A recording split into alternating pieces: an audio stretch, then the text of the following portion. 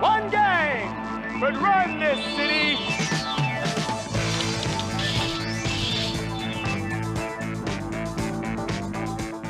I have a habit of looking for good ideas in any place I can find them. Magazines, newspapers, television, bookstores, and I was in a bookstore. And I was in the discount rack where you spin around the rack, and there was a book with no cover. And I just looked at it, and it just told what the one line, the concept of the book, and the flyleaf, and I picked it up and called the publisher and asked for subsidiary rights, and I was able to option the book with my own funds, as slim as they were. Larry Gordon showed me the book, and he had asked me if I'd, at some time in the future, vague future, be interested in it. And I certainly said yes. I thought that it lent itself to a very pure chase kind of atmosphere. I think the immediate attraction was the kind of purity and simplicity. The book itself, Sol Yurick's novel, is an earnest sociological story of gangs as downtrodden people who were forced into delinquency because of their deprived status in life. It's based on Greek history. Xenophon was a Greek general, and this takes place right after the war between Athens and Sparta. And he was part of a mercenary army that had gone into the old Persian Empire, which was having a struggle for power between several rival factions for the throne.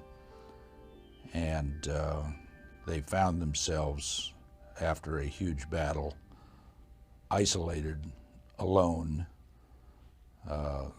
several thousand miles from the sea. And this mercenary Greek army always felt that if they could get back to the sea, they could then get home. And they were surrounded, and they had to fight their way or make alliances by hook or crook and by trick or treat. And the famous moment in Xenophon's Anabasis is where the sea appears before them, where they realize they've made it. Larry had a script developed by David Shaber. I very much liked the idea. And I remember saying to him, but nobody will ever let us do this. This doesn't lend itself to name actors or anything like that. And probably the studios wouldn't go for something like this. I had done Hard Times and The Driver with Walter. We were trying to put together a script that we still own and still talk about doing called Last Gun. We got the Western set up, and we were getting ready to shoot it. I think we were about 8 weeks away from shooting, and the financial backing pulled out and left us high and dry. So Larry said, I think I might have a window at Paramount if you're still interested in doing The Warriors, but we'd have to go right away. And I said, fine, if you can put it together, let's do it. And it came together very, very quickly.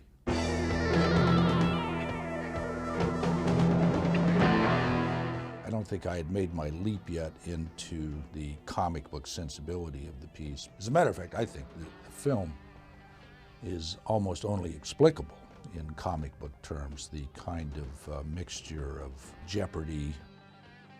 In many ways, there's a kind of good feeling about the movie too, almost silliness, but that was the intention. At the very beginning, I said, look, to do this properly and to do the vision of the novel, it really only makes sense if you do it all black and Hispanic. And the studio was not very keen on that idea. And I later came to realize that the studio kind of forced me into the comic book idea, I think, because it was about the only way I could make it all make sense to myself. You had to create a different kind of reality. Rips! Yeah, right! Who are the Warriors? You had an unusual problem in trying to cast the Warriors because you had to have people, not only did they have to have hopefully an interesting look and the ability to read a line and etc., but they had to be physical enough to kind of take what I knew I was going to put them through. I mean, this was a very tough physical movie where they were going to do a tremendous amount of running. There was always the thought to do it, with unknowns. And let me put it this way, there were thousands, it seemed, of unknown actors, kids wanting to be actors and whatever, coming in to see us. We just kept looking until we found the best people. If you get separated, make it to the platform at Union Square. That's where we change trains. I had done an independent film called Madman that was shot in Israel. Walter Hill was one of the producers of Alien, and Sigourney Weaver was also in this movie that I had done in Israel called Madman. They screened the movie to look at Sigourney, to consider her for the lead that she ended up playing in Alien. And Walter, I guess, liked my performance enough in that picture to have me come in and talk to him about the role in the Warriors. Specifically, I remember meeting with Walter and Larry Gordon, the producer. When I met him and all that, I thought, no, I think we can pull this off. But I did. I saw him in a movie that had been made in Israel. I thought he had an interesting quality. I only got one question.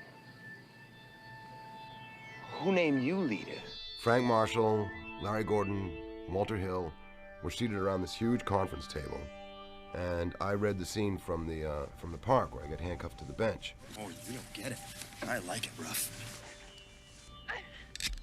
The part was written for a 9-foot-tall guy, and I'm 5'10". I had to make this guy big. So I grabbed a hold of the corner of this huge conference table, making like it was the bench, and handcuffed myself to it, anchored myself, and I really just played against it and got very enraged with this whole situation. And in the middle of the reading, I really pulled on the thing and lifted the whole corner of this conference table up that weighed hundreds of pounds. I was quite strong at the time. I remember when he auditioned, he just came in and we were in a big room with this huge table that we all sat across. And he got so wound up in his reading that he reached down and he picked up the whole end of the table and lifted it up. And I'm very impressed with that. Walter went, whoa! And the story I'm told later is that I had to give him the job. He picked the fucking table up. From the first time he read, I knew he was going to be the guy that I'd want. Cyrus is right about one thing. It's all out there. Walt had already seen every actor in New York City, and he didn't cast his part. It was the last part that he did not cast, and I walked in there, sat and met with Walter, and after 5 minutes, Walter kind of, looks at you and talks like this a little bit, and he does this a lot, and he looks at you, and he said, "Oh, okay, Harris, I'll see you soon." And I walked out, and I remember I just ran down the stairs, got off the elevator, and ran out of the building. Couldn't wait to get the first public phone to call my agent. "Jackie, I think. And she's like, "David, calm down, David, calm down." Next day, she called me back. She said, "David, you're in the worst." How come you're so happy about this? I'm having a good time. That was my first film, The Warriors, my debut. Walter Hill and Larry Gordon saw me in a Broadway play called Working, and I did a monologue in that play about a hippie who espoused peace and love, but was actually extremely passive-aggressive. And he sang and played the guitar, and he played very positive guys. And somehow when I saw it, I thought this guy would make a great villain. That rang some bells for those guys, and they just saw that that would be something useful for Luther. I looked right for the part. I had this long hair that I wanted to cut, but I had to keep for that part in Working, and they decided it was right for this too. He was obviously a very good actor, and he's got a kind of Richard III kind of quality. Walter described it as Richard III, which hit the bullseye for me, and that's the kind of energy that I tried to bring to it. You know what that is, don't you? Yeah? Trouble. Deborah occupies, obviously, the most screen time of any female presence in the movie. She's a very strong actress, and her character probably has the greatest transition and attitude of anybody within the film. She pulled it off, I thought, with enormous style. She's quite theatrical. I was doing theater, and I had done Hair on Broadway, the revival of Hair. That was my first professional job.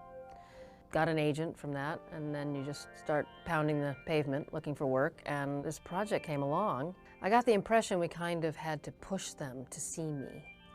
And my boyfriend at the time, I'm smiling because he was kind of discouraging me because he thought that they were going to be looking for someone a little more well-endowed, among other things.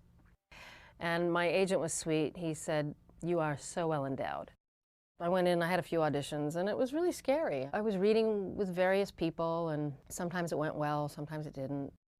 Ultimately, what I remember Walter saying when I was chosen, he said, "You were the unobvious choice." And I really appreciated that. We're gonna go for it?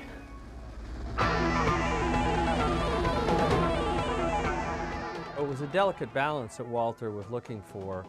We cast it totally out of New York. We didn't bring anybody in from the outside. We really wanted to feel like the movie was New York-based. We wanted it to be true to New York and true to the kind of kids that were there at that time. We had a wonderful costume designer, Bobby Mannix. I think actually the first real breakthrough for me on the movie in prep was dealing with Bobby, and that every time she would bring something in that was kind of strange, I would not only encourage her, I would encourage her to go further with it. This is a gang picture, and I'm not from any neighborhood that had any gangs. I would not know a gang from Adam, not at all. I was handed a list of all these wonderful names of gangs that Walter created. And then I just went from there, and then I separate everything by color, or characters by color.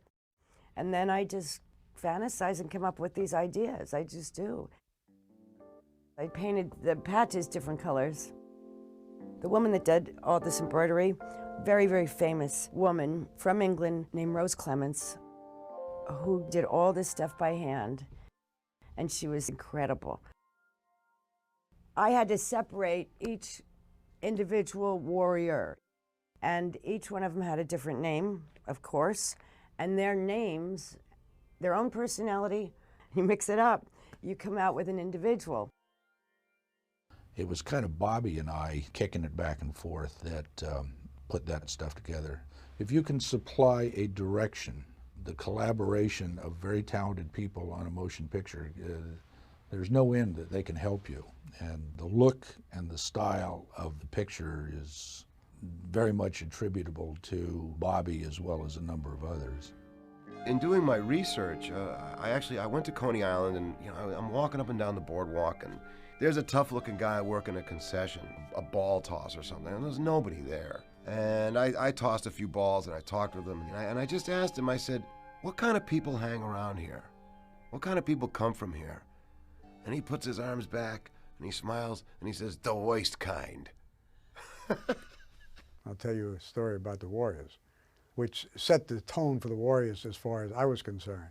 I was standing next to Walter, and I looked way down the boardwalk, and there was one of our PAs talking to a very big man who was in kind of raggedy clothes. And our little PA was standing in front of him. I just saw him brush this PA aside. And the PA got back in front of him again. He was trying to stop him walking into our shot. And he started talking very loud, and we just stood there. And the guy finally cleared out of the way, and we proceeded. But I said, uh-oh, this is not going to be easy. This is going to be tough. This is New York. Welcome to New York.